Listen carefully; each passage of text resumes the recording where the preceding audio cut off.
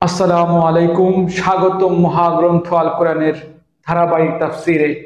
আজকে ইনশাআল্লাহ আমরা পবিত্র কোরআনের সূরা নিসার 131 থেকে 133 নম্বর আয়াত পর্যন্ত আলোচনা করব। এই আয়াতগুলোতে মহান আল্লাহ রাব্বুল আলামিন বলেন, ولله ما في السماوات وما في الأرض ولقد وصينا الذين أوتوا الكتاب من قبلكم وإياكم أن اتقوا الله وإن تكفروا فإن لله ما في السماوات وما في الأرض وكان الله غنيا حميدا। আসমান জমিনে যা কিছু আছে সবই আল্লাহ তাআলার জন্য। তোমাদের আগেও যাদের কাছে কিতাব নাজিল করা হয়েছিল তাদের আমি এ নির্দেশ দিয়েছিলাম যেন তারা আল্লাহ তাআলাকে ভয় করে। আমিও তোমাদের নির্দেশ দিচ্ছি, আর যদি তোমরা আল্লাহকে অস্বীকার করো তাহলে জেনে রেখো আকাশ পাতালে যা কিছু আছে সবই আল্লাহ তাআলার জন্য। আল্লাহ তাআলা অভাবহীন ও সমস্ত প্রশংসা তারই প্রাপ্য। ولله ما في السماوات وما في الأرض وكفى بالله وكيلا। অবশ্যই আসমান জমিনের সবকটি জিনিসের মালিকানা তার, যাবতীয় কর্ম সম্পাদনে আল্লাহ তাআলাই যথেষ্ট।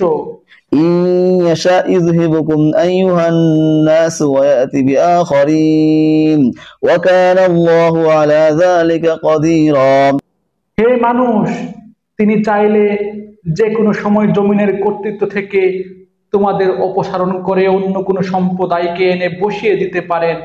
এই কাজে তিনি অবশ্যই ক্ষমতাবান। আলহামদুলিল্লাহ, চমৎকার তিনটি আয়াত।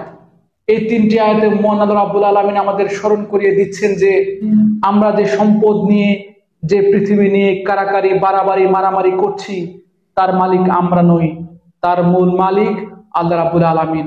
আল্লাহ যখন ডাক দেবেন তখন সবকিছু ফেলে খালি হাতে আল্লাহর ডাকে, মালিকের ডাকে সাড়া দিতে হবে।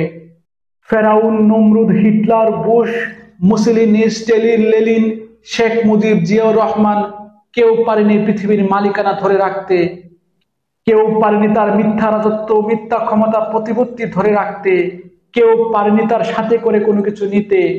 সবাই খালি হাতে পৃথিবী থেকে বিদায় নিয়েছে। সুতরাং হে মানব জাতি, আল্লাহকে ভয় করুন, পৃথিবী নিয়ে কারাকারি মারামারি বন্ধ করুন, আল্লাহর প্রতি আনুগত্য স্বীকার করুন।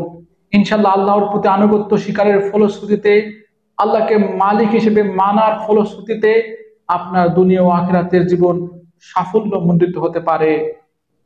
আল্লাহ রাব্বুল আলামিন আমাকে সহ আপনাদের সবাইকে আল্লাহ রাব্বুল আলামিনকে মালিক হিসেবে মেনে নিয়ে এবং আমাদের নিজেদেরকে আল্লাহর গোলাম হিসেবে কবুল করুন, এই প্রত্যাশা এখানে শেষ করছি। ধন্যবাদ।